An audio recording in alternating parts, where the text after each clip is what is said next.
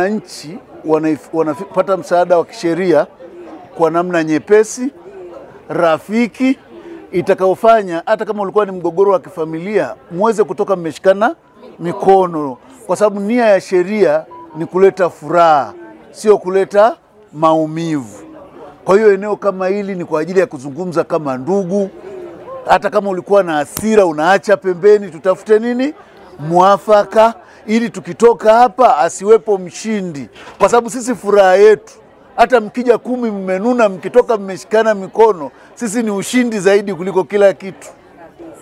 Kwa hiyo ni sehemu nzuri, muitumie na msiishie hapa tu. Mara zote mjaribu kutumia njia za mazungumzo, kwa sababu namna pekee ya kufanya wewe uishi kwa amani ni kuhakikisha jirani yako ana amani. Ukweli? Kwa sababu ukimfanya jirani alie, na wewe hata kama ukitulia utapata utulivu.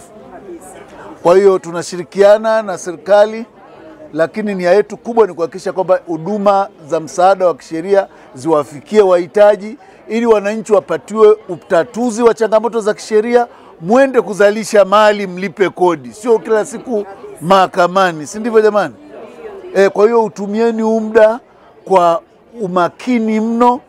Hakikisha kwamba kila mtu kama alikuwa na hasira ache, zungumza. Kama kuna sehemu ya kupoteza kidogo, upate kidogo, fanya hivyo, ili mwisho wa siku urudi ukafanye kazi kama raia mwema, na tupunguze mashauri yaliyojaa mahakamani. Asanteni sana.